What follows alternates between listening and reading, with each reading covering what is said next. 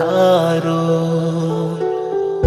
मैं तो थारो टाबरियो, मैं तो थारो टाबरियो, थारो हूँ थारो। सतगुरु जी मैं तो थारो हूँ थारो, दाता जी मैं तो थारो हूँ थारो।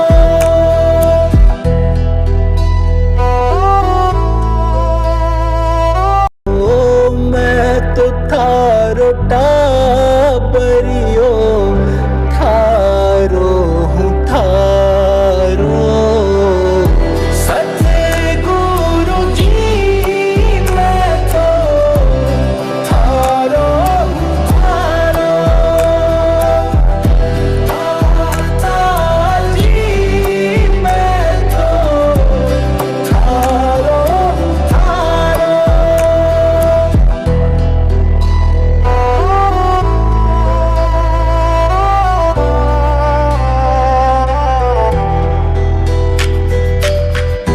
कभी तुमसे रूठूं, बल्कि अपने परिवार का, अपने वंश का, अपने माता पिता का, वो उनका कच्चा चिट्ठा खोल देता है अपने कर्म से कि उसको क्या संस्कार मिले हैं, उसको कैसी शिक्षा मिली है, उसका लालन पालन किस हालात में हुआ है। जो जिसने अपने घरों में अच्छी शिक्षा पाई है, जिन्होंने नेकी देखी है, नेकी की है, और जिनको अच्छे संस्कार माँ बाप से मिले हैं, क्योंकि जिनके नेक माँ बाप होंगे वो उनको वही अच्छी शिक्षा देंगे। नेक इंसान था, माँ बाप का आज्ञाकारी था, माँ ने कहा तो पत्नी को लेने चल दिया। वहाँ देखता है तो अग्नि में जैसे उस सांप की हालत देखी, सांप ने उससे प्रार्थना की, उसने उस सर्प को बाहर निकाल दिया। बाहर निकालते ही उसका बस थोड़ा सा वो अपने होश में आया। अब सांप का इंसान की तो दुश्मनी है। सांप बाहर निकलते ही कहने लगा कि मैं तो तेरे को लड़ूंगा। बोले अरे मैंने तेरे प्राणों की रक्षा की, अभी तुझे बचाया और तू ही मेरे को लड़ेगा, बहुत बुरी बात है। बोला कि कलयुग का धर्म है, मैं कलयुग धर्म निभाऊंगा। ये कलयुग है, आपको पता नहीं है। बोला कलयुग में यही कुछ चलता है, जो जिसका अच्छा करता है वो उसी का बुरा करेगा। बोला ये तो गलत बात है भाई, तू मेरे को क्यों लड़ेगा, मैंने तेरे प्राण बचा दिए इसलिए। बोला कि ये तो कोई नियम की बात नहीं है। बोला कि मैं चल तेरे को पक्का करवा दूँ। हाँ करवा। जंगल में क्या था, सांप उसको लेके गया, एक गाय चल रही थी जंगल में, गाय के पास लेके गया। गाय को कहने लगे गाय माता ये बताओ, मैंने इस सर्प के प्राण बचाए, अग्नि में जलने वाला था, इसने भी इतनी प्रार्थना की। बोला भाई मुझे बचा ले, मेरे प्राण जाएंगे, मैं जल जाऊंगा। मैंने दया की, इसको बचाया। अब कहता है मैं तुझे ही लड़ूंगा। और अब कहता है कि मैंने जब इसको कहा कि मैंने तेरा भला किया, तू मेरा बुरा क्यों करता है। बोला कि ये कलयुग धर्म है, कलयुग का धर्म निभाता हूँ मैं तो। बोले आप मानती हो, आप हमारा न्याय करो, क्या ये बात सही है। बोले भाई बात तो सही है, लड़ेगा ये तो। बोला वो क्यों। बोला मेरी हालत देख ले, मैं बछड़े पैदा करके हड़ चलाती हूँ, मेरा दूध पीते हैं, मैं और सारे काम आती हूँ, और फिर भी मुझे जो है जब बूढ़ी होगी तो मुझे नकारा करके और जंगल में निकाल दिया। अब मैं इधर से उधर, उधर से फिरती हूँ। बोला मैंने क्या बुरा किया था, लेकिन मैंने जिनको दूध पिलाया, जिनको बैल दिए, उनके सारे काज संभाले, आज उन्होंने ही मेरी ये हालत कर दी। बोले हाँ बात तो ठीक है। बोला तो ये तो भाई लड़ेगा। अब बेचारा था जंगल में, और कोई चीज़ थी नहीं। उसके बाद बोला भाई और कोई। बोले आ जा फिर। एक पेड़ के पास लेके गया। पेड़ से ना पेड़ बोलते ना गाय बोलती, अगर बोलते भी हैं तो उनकी भाषा समझ नहीं आती, लेकिन हम जैसे मूर्खों को समझाने के लिए कहानी बना दी गई। पेड़ के पास लेके गए, पेड़ से बोले पेड़ बोल भाई कि ऐसे ऐसे बात हुई है, और ये अब कहता है सर अब मैं लड़ूंगा। बोला कि अच्छी बात है, लड़ेगा ये तो। बोला क्यों। बोला मेरी हालत देख, मैं इंसान के पैदा होने से शुरू होता हूँ उसकी भलाई के लिए। जब से मैं जब से इंसान पैदा होता है उसी टाइम से सारी चीज़ें लकड़ी की हैं। जन्म से लेके मृत्यु तक उसका कल्याण भी मैं करता हूँ, अग्नि में मुझे ही जला के और उसे का कल्याण किया जाता है। लेकिन फिर भी ये इंसान मुझे काटता रहता है, संघर्ष मुझे करना पड़ता है।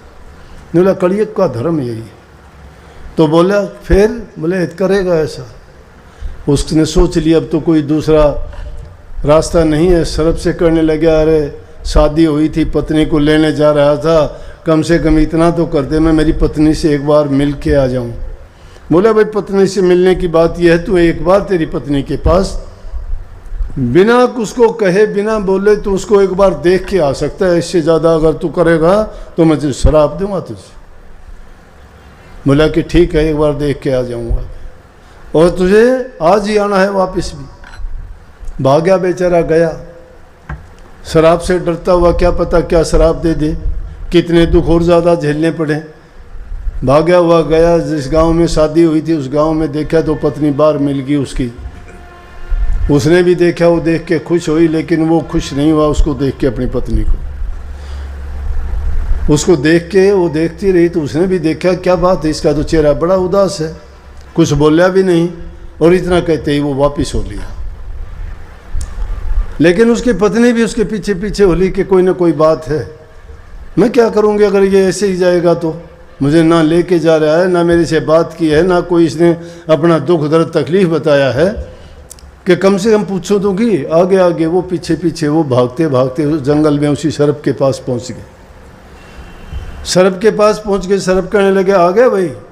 तो उसकी पत्नी को भी पता लग गया कि बचनों में बंधा हुआ था ये, और इसी कारण से ये बोल नहीं पाया। बोला कि तेरी पत्नी साथ क्यों आई है? बोला कि मैं बोला नहीं कुछ भी इससे, ये इससे पूछ। उससे बोला कि तू इसके साथ कैसे आई, तेरे से बात की? कहने लगा मेरे से कोई बात नहीं की, मैंने इसको उदास देखा, मेरा पति है, मैं इसलिए सोच लिया कि कोई ना कोई उलझन या समस्या है, इसीलिए मैं इसके साथ साथ भागी हुई आई हूँ। पत्नी का फर्ज और धर्म बनता है कि अगर पति किसी मुश्किल में है, परेशानी में है, तो पत्नी उसकी अर्धांगनी है, उसके दुख दर्द तकलीफ पीड़ा में साझी हो। और जब वो पत्नी उसके दुख दर्द और पीड़ा को बराबर बंटवा लेती है तो यूँ समझो कि वो पतिव्रत धर्म का पालन करती है और पति पत्नी का जो रिश्ता होता है वो पक्का निभाती है। लेकिन अब तो टाइम और वक्त ऐसा है, जैसा कि बताया कि इस माया ने ऐसा छड़ लिया, ना पति पत्नी का है ना पत्नी पति की रही है, विश्वास किसी का नहीं रहा, क्योंकि कलयुग धर्म का पालन करते हैं सभी लोग। ये बस की बात नहीं है, हवा ऐसी चलती है, सबके लिए नहीं है ये बात। लेकिन फिर भी मैं कहता हूँ बात बात पर झगड़े क्यों होते हैं? पति पत्नी का झगड़ा नहीं होना चाहिए, नहीं होना चाहिए, लेकिन क्यों होते हैं? क्यों मन मुटाव हो जाते हैं? क्यों एक दूसरे की बात को मानते नहीं हैं? पत्नी पति की बात को नहीं मानती है और पति पत्नी की बात को नहीं मानता है। तो इस तरह की बातें होना ये उस युग का प्रभाव है।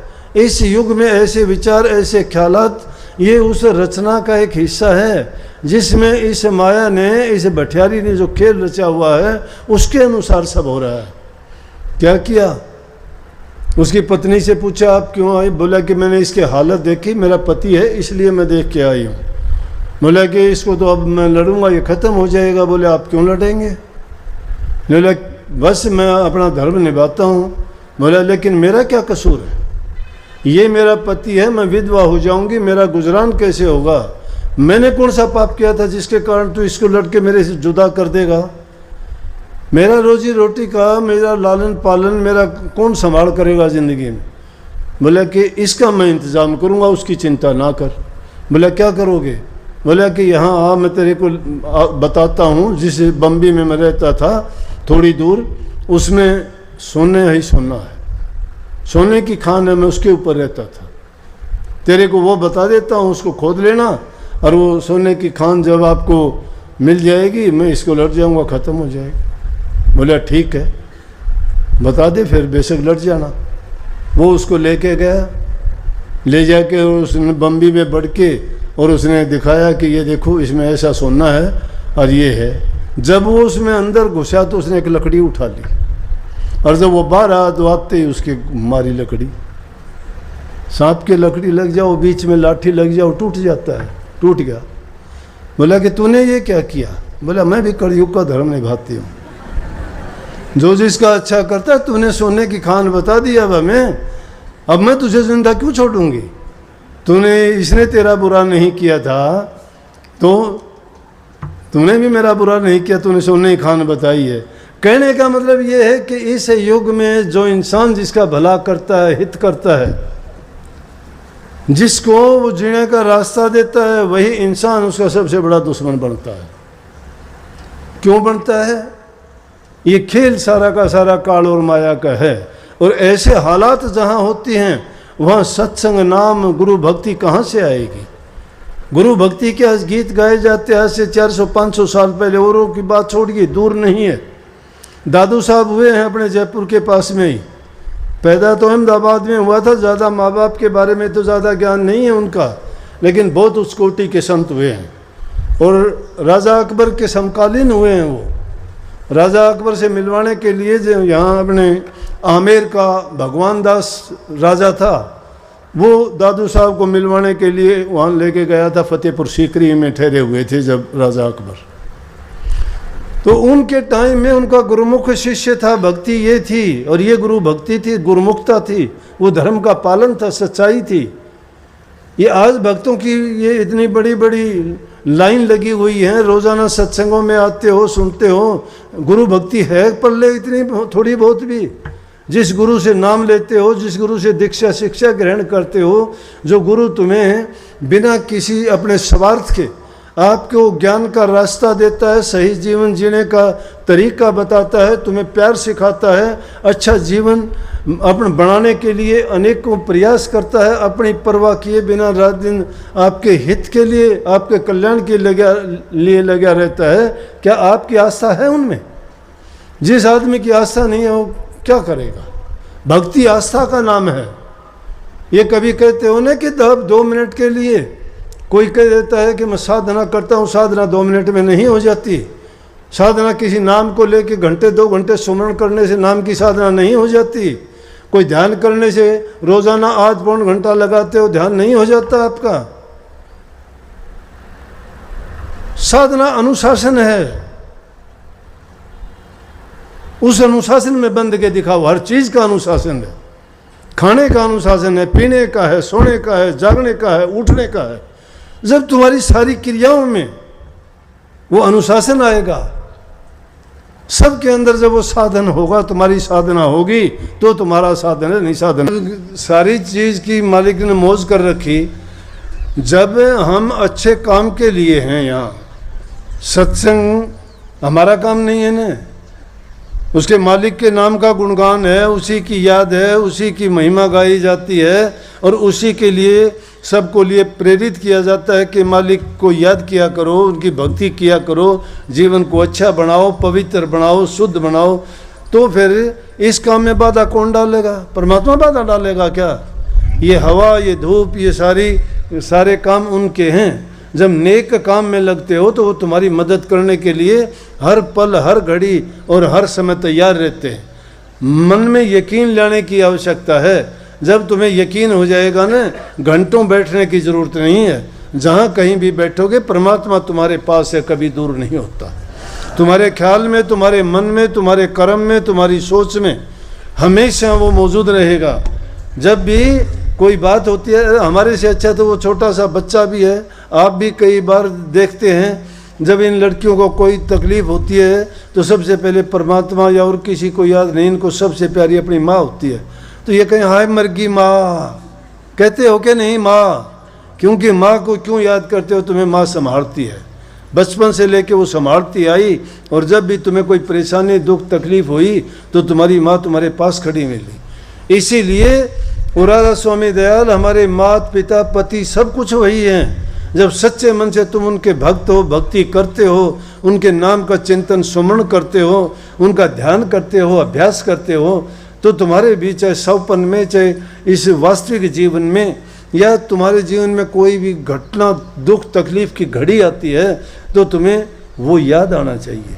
याद उनको आएगा जो उसको याद करता है, जो उनको याद करता है नहीं उनको कैसे याद आएगा, और जो उनको याद नहीं करता वो तुम्हारे पास क्यों आएंगे।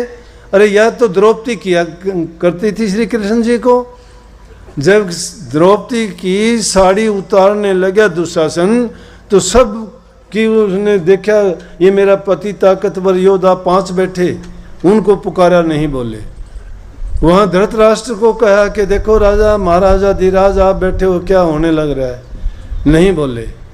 भीष्म पितामह थे, उनको पुकार करी, नहीं बोले, कोई भी साथ देने के लिए नहीं आया।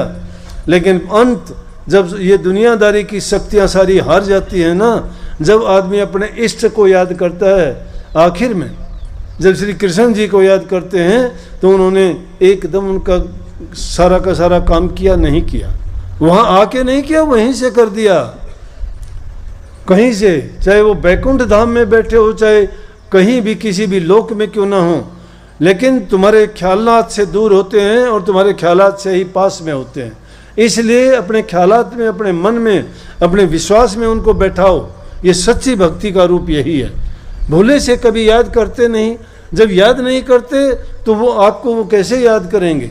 जैसे वाणी में आता है, जो कोई भज भजूं मैं वाको हूँ भक्तों का दास। जो कोई भज भजूं मैं वाको, हो पक्का विश्वास। जिसको पक्का विश्वास है, जो उसको याद करता है तो प्रभु उसको याद करते हैं। वो कहते हैं मुझे ढूंढने की जरूरत नहीं, मैं भक्तों के दिलों में रहता हूँ, कहीं भी जाने आने की जरूरत नहीं है। सच्चे मन से वो एक नहीं है, सबके लिए है। कभी यूँ सोचते हो कि एक ने ही उसको रोक लिया, अपने हृदय में बिठा लिया तो दूसरे को नहीं। उनके लाखों करोड़ों अनेकों रूप हैं। जो भी जीव कीड़ी से लेके हस्ती तक जहाँ भी उसको याद करेंगे वहीं पे हैं, क्योंकि कण कण में मौजूद हैं, कण कण में मौजूद हैं। घट घट मेरा साइयार खाली, घट ना कोय बलिहरी, उसे घट की जा घट प्रगट होए।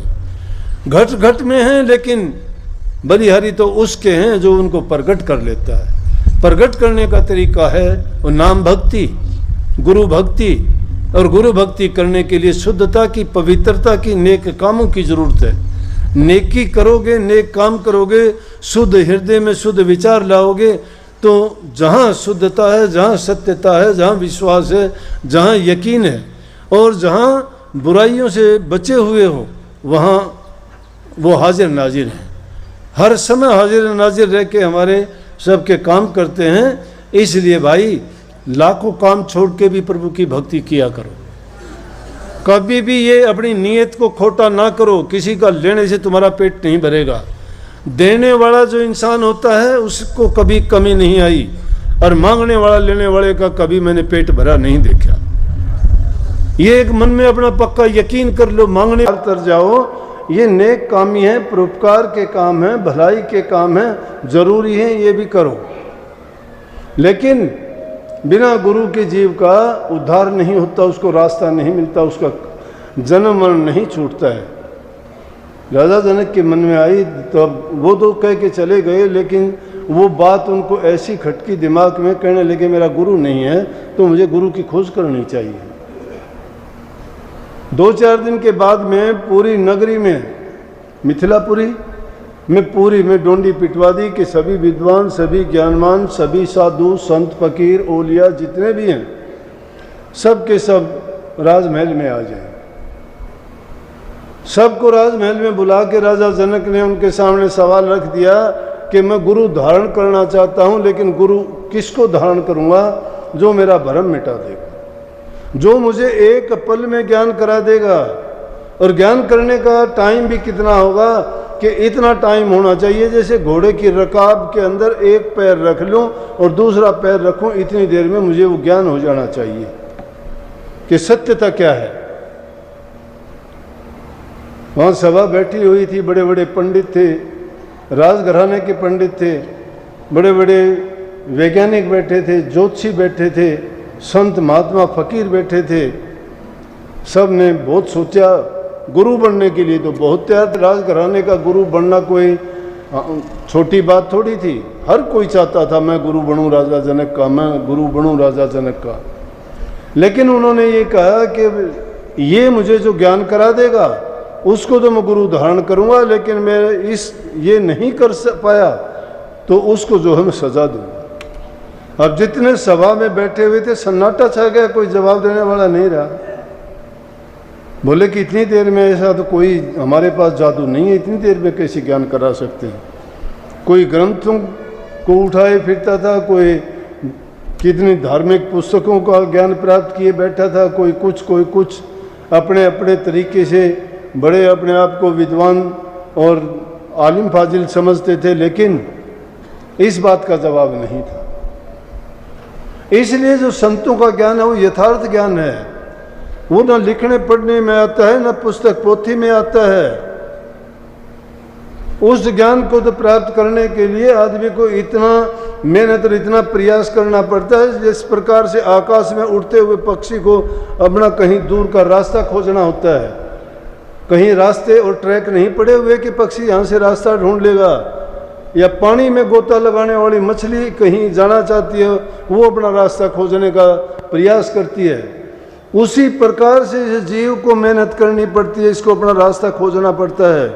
उससे भी ज़्यादा उलझन इस अंदर के रास्ते में है, जिनको बातों में तुम टाल देना चाहते हो या उस चीज़ वस्तु को प्राप्त कर लेना चाहते हो।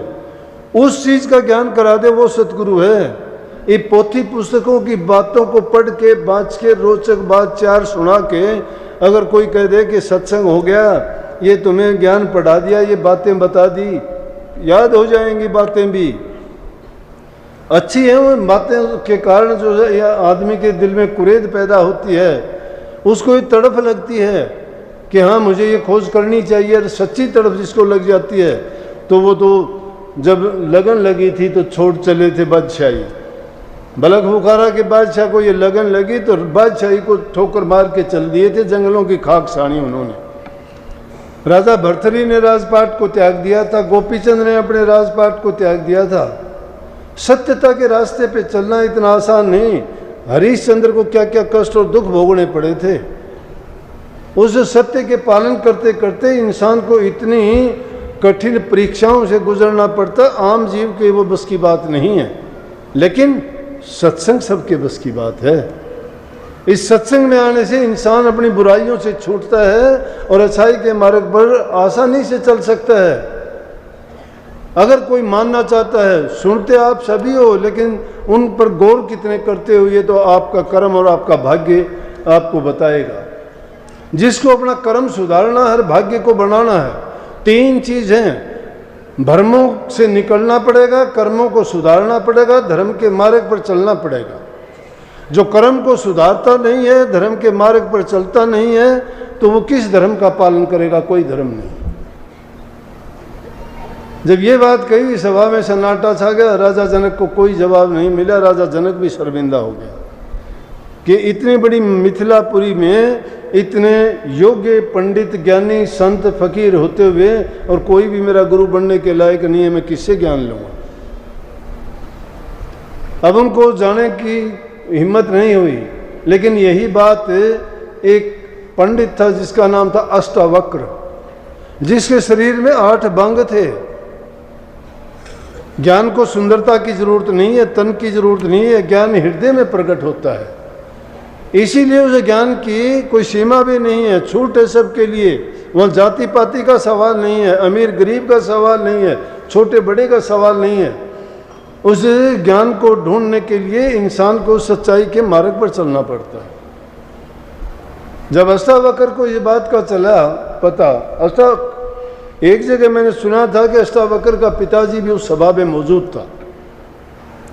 और जब उसने बात सुनी, बच्चों में एक दिन खेल रहा था तो अपनी माँ से बच्चों ने कह दिया, देखा इतना ज्ञानी तू, तेरा बाप तो राजा जनक की जेल में पड़ा है। अष्टावक्र ने जब ये बात सुनी तो अपनी माँ को आके कहने लगा, माँ मुझे ये बताओ कि मेरे पिताजी कहाँ हैं। वो अब पहले तो टालती रही थी, कुछ कुछ कहती रही थी, लेकिन आज उनको पता लग गया कि शायद अष्टावक्र को कोई भेद लग गया। फिर टालने की कोशिश ना करो, मुझे सत्य बताओ क्या बात है। उसकी माँ ने उसको सत्य बताई कि राजा जनक को गुरु की जरूरत थी। उन्होंने बड़े बड़े पंडितों ज्ञानियों को बुलाया और उनको ये कह दिया, जो मेरा गुरु बनना चाहता है वो मुझे इतनी देर में ज्ञान करा दे।